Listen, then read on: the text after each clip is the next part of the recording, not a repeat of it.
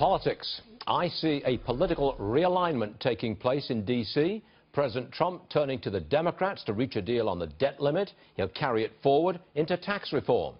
Joining us now, Bret Baier, special report host. All right, Bret, I'm out on a limb here. I'm saying this is a political realignment. What says Bret Baier?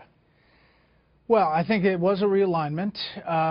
For Hill Republicans, leadership and others, the problem is not that the president negotiated with Democrats. The problem is that he blindsided them, made them look foolish, and cut this deal right after the House Speaker had just said this is politics that Democrats are playing in order to get leverage in December.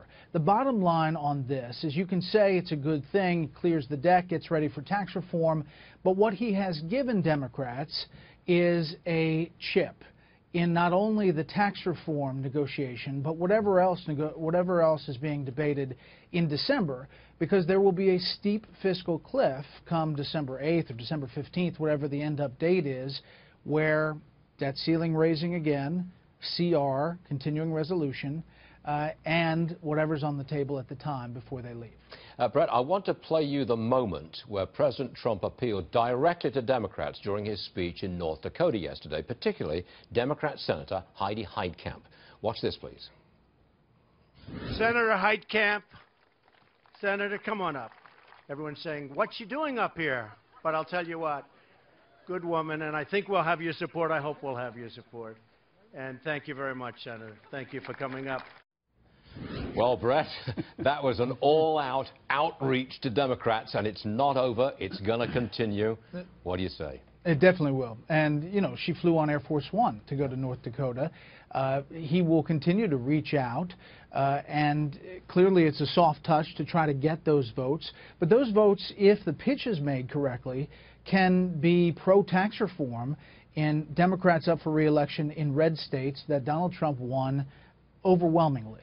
And the question is, you know, when Democrats are negotiating, you know, when it comes to December, how much leverage do they have now that they didn't have yesterday? Yeah. What did the president get out of the deal other than being liked right now by Democrats? The outline of the tax deal that we've been hearing is that you lower the corporate tax rate, you lower the individual tax rates a little, but you claw back some of the goodies that are offered to upper income people. That sounds like a broad outline of a deal that moderate Democrats could jump on. Definitely.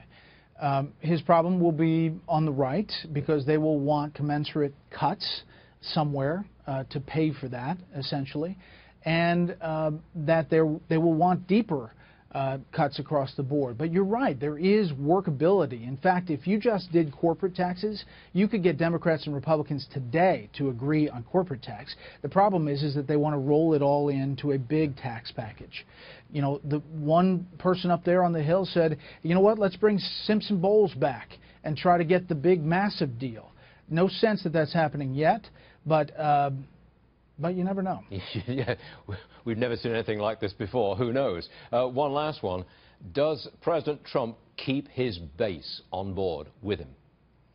I think so. I mean, he makes the case that Republicans couldn't get health care repealed. You know, he hammers the Republican Party. The problem is, just political experts looking at this, suggest that if he continues to hammer Republicans, works with Democrats, that's fine. But 2018 could mean that Republicans, because of inaction, lose the House and lose the Senate, and suddenly a Republican president with Democrats at the gavel of all those committees, it's not as nice. Why is it that every time we do an interview, Bret, we end up smiling and shaking our heads? Oh, I've never seen anything like this before. But we do it every time. It's this time. That's right. It's how it is. Bret, thank you very much for being with us, as always. Thank you, sir. Thanks.